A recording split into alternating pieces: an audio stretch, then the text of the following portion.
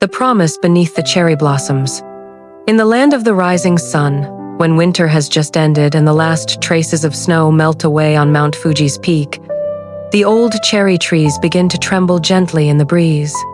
Then, one morning, thousands upon thousands of buds burst open at once, like a faint pink veil draping over hills and mountains, reflecting upon the still surface of the lake. Yet strangely, that beauty lasts only for a fleeting moment. Before one can fully savor it, the spring wind sweeps by, and petals fall softly like rain. The Japanese have a word for that moment. Mono no aware, the tender awareness of the fragility of beauty, on the verge of fading away.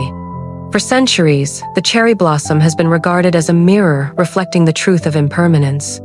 Human life, whether glorious or fragile, is but a season of flowers, blooming brightly, then withering away. No one can hold it back. No one can resist it. To gaze at the blossoms is to face the truth. The flowers teach us that no beauty endures, and precisely because it does not endure, it becomes infinitely precious. The samurai, too, took the cherry blossom as their emblem. They believed death could come at any moment, so they must live each second fully, devoted to their ideals like petals leaving the branch, yet still flying freely in the wind, unafraid. Within that fragility, people come to understand life does not lie in its length, but in the purity of each moment. And from that impermanence, countless love stories have blossomed. Love beneath the cherry blossoms does not promise eternity, nor swear to last forever.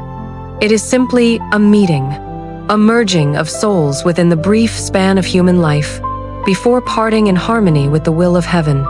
One such story is still told by the villagers of the snowy mountains, about a young samurai and a maiden. The story begins in a season when the cherry blossoms were in full bloom.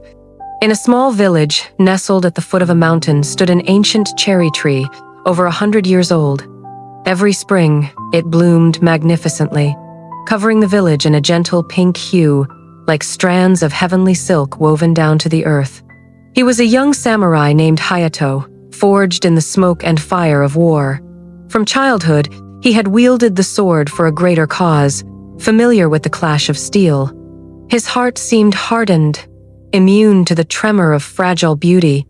She was Aika, the daughter of a humble family, delicate and gentle. Each morning, she would sit beneath the cherry tree, weaving cloth, her eyes shining with a rare serenity. One morning, as the blossoms filled the sky, Hayato happened to pass by. In that instant, their eyes met like two streams unexpectedly converging deep in the forest. His heart, once thought to be numb, quivered softly, and she, her cheeks flushed pink, like a cherry blossom swaying in the wind. Without any promises, they continued to meet beneath the tree each day. He told her stories of distant battles. She shared her simple dream, to live in peace, to grow flowers, to raise children. Slowly, gazes turned into words, words into longing. The promise beneath the cherry blossoms. One afternoon, as petals fell gently upon their shoulders, Hayato softly held her hand and said, "If one day I must leave, remember this sakura tree. Whether I live or die, with every blooming season, I will return here to watch the blossoms with you." Aika nodded, tears shimmering in her eyes, yet her lips curved into a smile. She knew that to love a samurai was never easy. They lived like the cherry blossoms themselves, radiant and beautiful, yet ready to fall at any moment. They made no promises of forever, no vows under heaven and earth. Their love was contained within a single season of flowers, and in its simplicity, it became even deeper. Then the fateful day arrived. The court summoned Hayato to war. On the morning of his departure, sakura petals rained down like a farewell blessing. Aika stood beneath the tree, clutching the handkerchief he had left her. Yet she did not cry. She knew that love was not meant for clinging. The war dragged on. News of Hayato was as uncertain as mist. Some said he had fallen at the frontier. Others whispered he still lived. No one knew for sure. Each spring, Aika returned to the cherry tree. She would sit beneath it, watching the blossoms bloom, letting the wind lift her hair, as if he were sitting beside her. She did not weep, nor did she resent. In her heart remained only a quiet faith. Whether he was alive or gone, their love still existed just as the sakura bloomed unfailingly with every spring. Years passed, and strands of silver touched her hair. The villagers pitied her, urging her to seek happiness elsewhere. But Aika only smiled and said, "The cherry blossoms still bloom, and I am still here. To love is enough. There is no need to possess." She understood. Love is not meant to bind. True love is when two souls meet, ignite one another, and then follow the flow of destiny wherever it leads. In the final spring of her life, Aika sat beneath the old cherry tree once more. As the wind arose, petals fell and covered her gently. In that moment, she closed her eyes and smiled, departing this world like a blossom returning to the earth, graceful, serene, and free. Each spring, when cherry blossom petals scatter in the wind, people cannot help but wonder, why is beauty always so fleeting? Why does love so often come with parting? And why is happiness as fragile as a blossom in the breeze? In truth, that is the very nature of impermanence. All things in life move through the cycle of birth, existence, decay, and dissolution. Nothing endures forever. Flowers bloom, then wither. The body is born, then passes away. Love begins, then comes to an end.